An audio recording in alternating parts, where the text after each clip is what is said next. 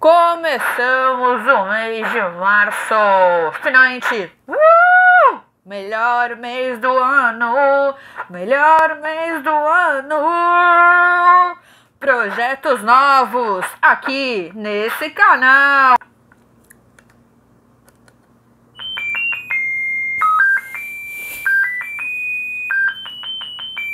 Comemorar, entendeu?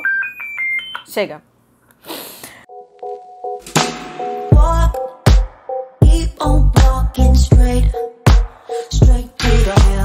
Melhor mês do ano, finalmente, porque né? Porque não? Porque sim, porque eu sou a pisciana, né? Que se você tá vendo esse vídeo é porque meu aniversário já passou. Se você não sabia disso, meu anjo, é porque você não me segue nas redes sociais. Então eu começo esse vídeo pedindo humildemente para você me seguir nas redes sociais que estarão aparecendo em algum lugar aqui desse vídeo, né? Cada vez é um lugar que aparece, a gente não sabe, né? Uma caixinha de surpresa. Aí você vai lá, me segue na rede social que você vai saber a partir desse momento quando que é meu aniversário, tá? Fica a dica pro próximo ano, porque agora que você tá vendo esse vídeo é um sábado e eu tô gravando outro vídeo aqui nesse mesmo lugar, na casa da Maria Eduarda, né? Ou almoçando com ela, né? A gente nunca sabe. Começamos mês de março e um projeto novo nesse canal, nesse mês de março. Que felicidade que eu tenho de trazer esse assunto aqui pro canal, porque no último vídeo, né, eu falei... Talvez um pouco exaltada em alguns momentos, né? Se você não lê mulheres, né? Eu não sei o que você tá fazendo na sua vida, né? Que você não lê mulheres, autoras, né? Mulheres brasileiras. E tem até uma autora, teve até uma autora italiana no meio do rolê. Eu não sei realmente o que você tá fazendo na sua vida, mas é importante que você leia mulheres.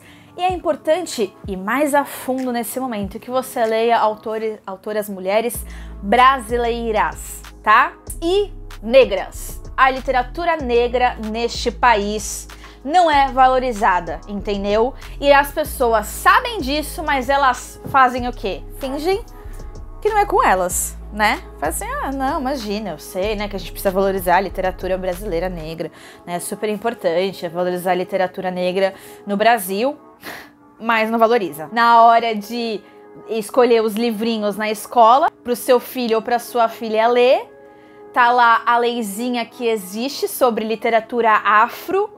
Você escolheu quantos livros? A gente vai falar disso aqui nesse canal e eu vou dar muita importância a essa literatura, vou dar muita importância e voz a essas mulheres, porque eu acho que a gente precisa desmistificar algumas coisas. Então, a primeira delas é a seguinte: quando a gente fala de literatura brasileira, a gente fala muito mais de homens, né, em primeiro lugar, como eu já falei no último vídeo, do que mulheres.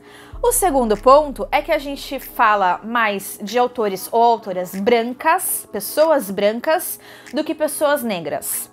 E isso é um problema, porque quando a gente fala de pessoas negras na literatura brasileira e essa literatura é escrita por pessoas brancas, o que acontece? Os personagens são ladrões, os personagens são empregados domésticos, os personagens são sexualizados, também tem muito isso, né? Tipo, uma mulher, ela tem que saber, se ela é negra, ela tem que saber sambar, ela tem que usar roupa curta, né? Então ela é hipersexualizada, então é um problema.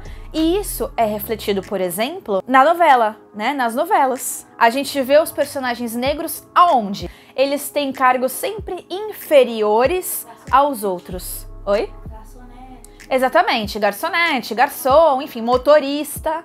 Demorou muito, por exemplo, para se colocar atores, né, ou atrizes em destaque, como, por exemplo, Juliana Paz, Thaís Araújo, né, essas mulheres que hoje são atrizes, né, renomadas, são requisitadas para papéis super importantes. Demorou muito tempo para que elas começassem a aparecer com destaque e não que elas fossem empregadas domésticas. O que eu tô contando aqui, para algumas pessoas, não é nenhuma mentira, tá? As pessoas já sabem disso, já estão cansadas de saber disso. Para outras pessoas pode ser uma novidade, né? O fato é que, sendo novidade ou não, a gente não avançou. A gente só dá destaque para alguns autores e autoras negras e negros quando essas pessoas chegam no nível, por exemplo, que Carolina Maria de Jesus chegou. Recentemente, o Conselho da Universidade Federal do Rio de Janeiro aprovou o título póstumo de doutora honoris causa a Carolina Maria de Jesus, que nasceu em 1914 e faleceu em 1977, autora de Quarto de Despejo. A gente precisa prestar atenção a esses detalhes, sabe? Que quase passam despercebidos pela gente. Hoje, no vídeo de hoje, eu vou falar do Quarto de Despejo. Não vou ler o livro inteiro, calma, tá? Fica tranquilo aí do outro lado, tá bom? Isso é uma coisa que você pode fazer quando você quiser, se você quiser ir na sua casa, onde você estiver. Mas eu preciso trazer como primeiro livro, né, aqui pro canal e para esse quadro, porque eu acho importante a gente falar de coisas que as pessoas não têm muita noção de quem foi, o que fizeram. Porque, por exemplo, uma coisa muito importante de eu lembrar aqui, você que está me assistindo, é o seguinte: até hoje, a gente, na literatura, deu espaço para personalidades brancas. Então essas pessoas escreveram e tudo mais, lindo e maravilhoso, e foram considerados autores clássicos. Show de bola, maravilha. Mas aí, quando a gente tem os autores e autoras negras e negros, a gente tem um pouco de dificuldade de dar essa mesma titulação e de fornecer esse mesmo espaço. Por quê que isso acontece? E eu quero que você reflita um pouquinho, né? Tempo! Reflita aí do outro lado comigo, né? Reflita aí. A gente dá espaço para essas personalidades brancas e não para essas personalidades negras, né? E aí uma coisa que foi escrita por algum autor branco vira um clássico, as pessoas cansam de ler, cansam de ir atrás, recomendam umas para as outras, mas quando é escrita por uma personalidade negra, a pessoa não lê, não vai atrás, não se interessa, não quer saber. Apesar do que você sabe muito bem do que eu vou falar agora, o Brasil ser o país com uma população em sua maioria negra. Eu sei como você aí... Meu anjo, se você tá chocado do outro lado de saber que no Brasil tem mais negro do que branco, acho que você precisa... Chegou agora, mas... Chegou agora no país. Acabou de chegar, né? Deu sorte, né, de conseguir chegar agora no país com esse momento que a gente tá, que é assim, né? Covid, Bolsonaro, muito, né? Deu né? Assim, fugiu das aulas de história mesmo, né? E assim, tudo bem, você às vezes pode estar me olhando ali do outro lado, um amigo, uma amiga, né? Convive comigo. Falar, não, você não tá falando nenhuma novidade, mas eu sei que tem pessoas aqui no país que acreditam que isso não é verdade, né? Assim como tem gente que acredita que racismo não existe no Brasil, né, meu anjo? Racismo reverso, então, é uma pauta que, assim, nem quero discutir tão cedo, porque eu não vou me estressar, ainda mais da semana do meu aniversário. Mas agora eu vou me atentar só ao Quarto de Despejo para falar para vocês de Carolina Maria de Jesus, que foi uma autora incrível, uma mulher maravilhosa, que deixou um legado, assim, que não tem como descrever, entendeu? Para vocês algumas coisas e algumas situações. Por isso que é importante que vocês leiam a obra dela. A obra Quarto de Despejo, de Carolina Maria de Jesus, foi escrita a partir de cadernos que ela desenvolveu enquanto ela morava na favela do Canindé, em São Paulo. Ela é uma autora que veio de Sacramento, em Minas Gerais. Ela nasceu em 1914 e faleceu em 1977. Ela é uma pessoa que não tem escolaridade, né, ensino médio completo, ensino fundamental completo. Ela foi empregada doméstica e depois ela começou a ser catadora de papel. Era o que ela fazia para sustentar os filhos dela. A Carolina Maria de Jesus vivia na favela do Canindé, em São Paulo. Ela já começa o livro dando 3 tapas na tua cara, falando que era aniversário da filha dela, a Vera Eunice, e ela queria dar um sapato de presente para a filha, porque a filha precisava de um sapato, a filha queria um sapato, né? E aí você pensa assim, em 2021 você pensa, pô, sapato? muito tranquilo, né? Mesmo que eu não tenha ali muita grana, vou aí numa dessas lojas, tal, parcela, não sei o que, faço um carnê, não sei o que e compro. Só que assim, ela não tinha dinheiro mesmo para dar o sapato de presente pra filha. Ela fez o quê? Ela catou um sapato do lixo, ela achou um par de sapatos do lixo, limpou, lavou e deu pra filha de presente. A história começa desse jeito, cara. Desse jeito, entendeu? Ela relata dias que ela não tinha que comer, os filhos não tinham que comer. E aí ela fala uma coisa muito forte, que é assim, a cor da fome é amarela, né? Que uma das piores coisas é você sentir o vazio da fome e saber que ele não vai ser preenchido. Essa obra da Carolina Maria de Jesus, ela é uma obra que te traz para a realidade, porque ela é uma obra escrita por quem vive numa favela, por quem viveu numa favela. E essa é a diferença. Quando você pega uma obra sobre a favela por quem não viveu ali, você tem uma ideia de uma pessoa que está escrevendo uma coisa que ela só observou. Então fica tudo superficial, fica até romântico, né? Fica até romântico assim, fica, né? Fica bonito, fica lindo. O povo da favela é um povo que está ali porque não pode estar em outros lugares da cidade e não é permitido estar em outros lugares da cidade por conta dos seus governantes. Isso é uma coisa que a gente tem que pensar. Isso é uma coisa citada na obra de Carolina Maria de Jesus, o quanto que os políticos iam lá fazer propaganda e pedir voto, e nessa hora eles conseguiam falar com esses políticos escutavam, esses políticos, né, iam na casa das pessoas, as pessoas recebiam, colocavam faixas na rua, e na hora que esses caras não eram eleitos, ou na hora que esses caras eram eleitos, mas não ligavam para esse povo, acontecia o quê? Quem olhava para essas pessoas? Quem olhava para essas pessoas? Ela cita a questão da água. Lá tinha um lugar específico, fora da casa, para ir buscar água. E aí tinha uma fila a ser enfrentada para pegar o balde d'água, para encher o balde d'água. E quando você não conseguia encher esse balde d'água, o que você fazia? Tem relatos que ela ficava ali uns 3, 4 dias sem conseguir lavar a louça. Agora você imagina uma situação dessa. E você pensa nessa situação, tempos atrás. Agora pensa nessa situação nos dias de hoje. Ainda acontece. E muito, não é pouco. É muito fácil a gente reclamar de coisas que a gente tem como resolver. Hã? Coisas que a gente não passa e coisas que a gente tem como resolver de outra forma. Porque se você não compra o pão no mês da marca X, que você está acostumado a comer, você compra o da marca Y, porque é mais barato. Mas você compra, você não vai deixar de comprar, entendeu? Esse é o ponto. Esse é o ponto. Eu tô falando de uma mulher que não tinha como comprar outra opção, não tinha opção. Era aquela mesma opção sempre. A carne, meu Deus.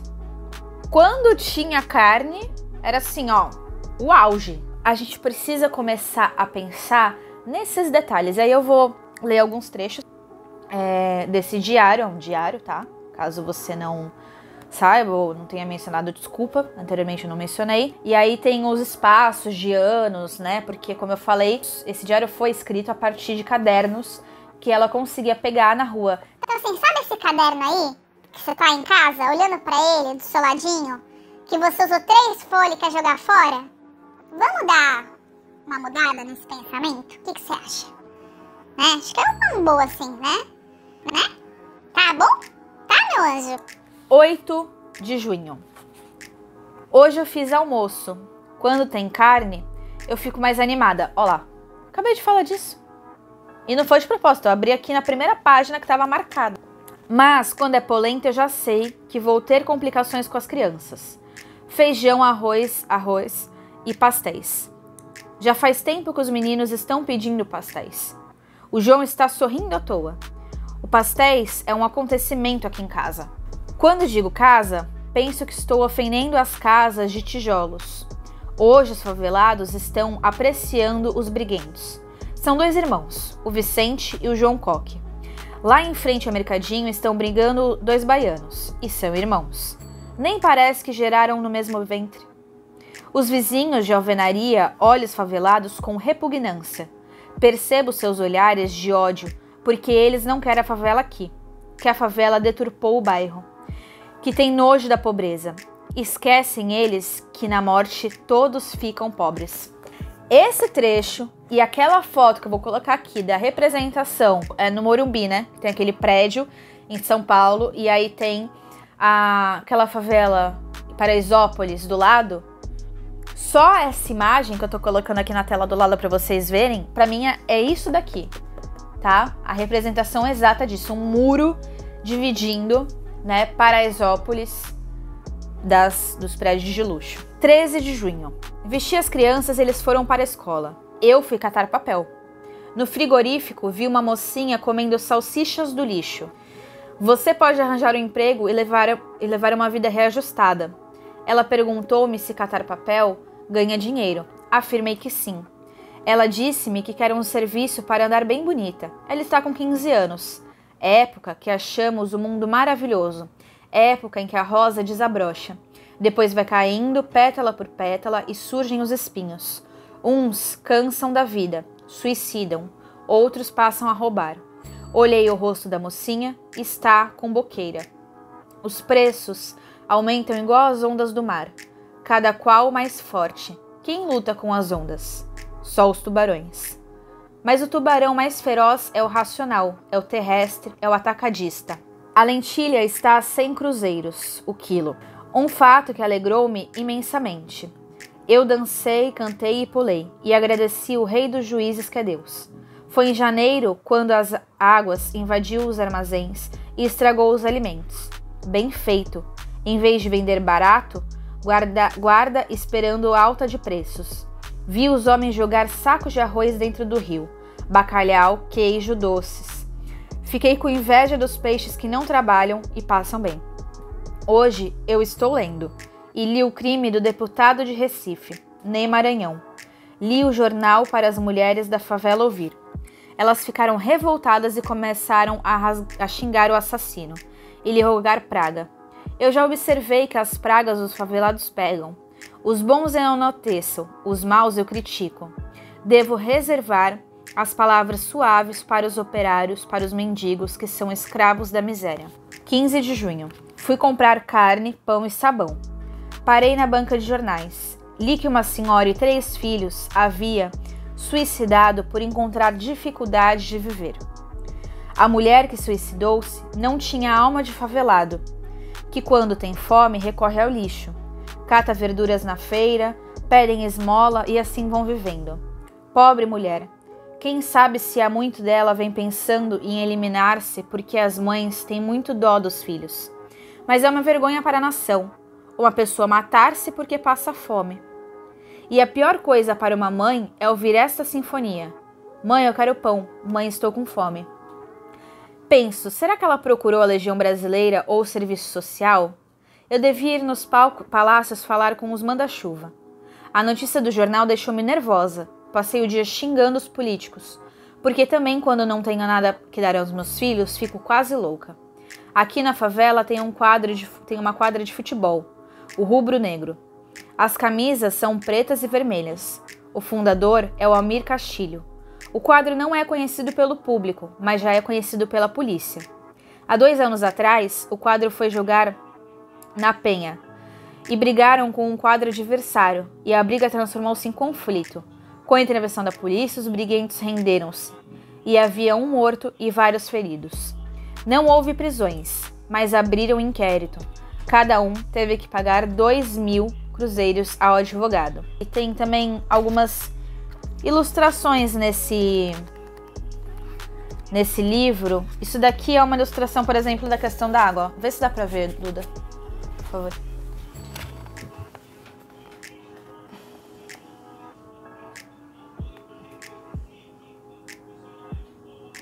Uma das coisas mais importantes desse livro existir é a gente saber e entender que tem pessoas que escrevem porque elas querem ensinar, de fato, alguma coisa pra gente. Claro, a literatura ela também tem a função de entreter e tem a função de tirar um pouco a gente da realidade, do cotidiano que é pesado, né? E mergulhar em outras situações, outras vivências e coisas que a gente sabe que às vezes não são possíveis de acontecer no mundo real, mas a gente cria essa fantasia de que aquilo pode sim acontecer, de que aquilo aconteceu, porque a gente embarca na história com os personagens e com as situações.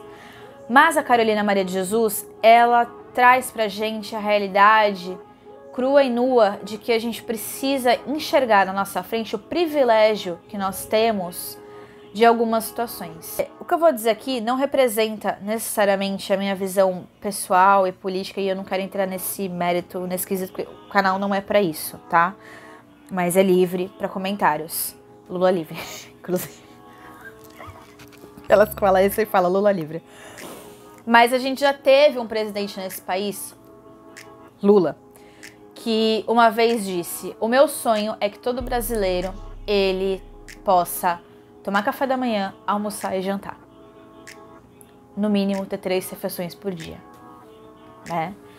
E aí a gente vem e tem uma pessoa no poder hoje que tira o programa Minha Casa Minha Vida, dá outro título para esse programa e acaba com o programa. Acaba com o programa. Então, assim, a gente tem que pensar, quando eu falo da questão de privilégios, a gente tem que pensar no quanto que a gente já foi muito privilegiado e o quanto que alguns de nós, e eu me incluo nesse nós, ainda somos privilegiados por ter o que comer, por ter onde morar e por ter como viver. Porque a Carolina Maria de Jesus, ela escreveu e deixou pra gente uma história mostrando que mesmo não tendo condições mínimas, dignas de viver, ela conseguiu ensinar pra gente as coisas mais importantes da vida, né? Através da literatura, por meio da literatura dela. Aqui, inclusive, quando ela foi entrevistada, ela afirma que um bom motivo para ler um livro é para adquirirmos boas maneiras e formarmos nosso caráter. E um motivo para escrever um livro é quando ela não tinha nada o que comer, em vez de xingar, eu escrevia. Então, assim, em vez da gente passar raiva, em vez da gente xingar muito no Twitter, se a gente tem como resolver aquilo, a gente tem como resolver aquilo de fato. Não tem o porquê a gente achar que isso é o fim do mundo, porque o fim do mundo é não ter o que comer. E quando você tem o que comer, você tem motivos e tem força para seguir em frente, porque quando a gente se alimenta, a gente consegue raciocinar, né? Erguer, fazer as coisas que tem que fazer. Eu acho que era isso que eu precisava falar para vocês. Pensem sobre a questão de privilégio, pensem sobre a questão da fome, leiam Carolina Maria de Jesus, leiam autoras negras, brasileiras. Comentem aqui embaixo se vocês já leram esse livro, o que vocês acharam, tá? Muito obrigada por você ter assistido até o final. Então é isso, um beijo e até... Acho que eu falei tudo, né? Se inscreva no canal, deixa o seu like, um beijo e até a próxima.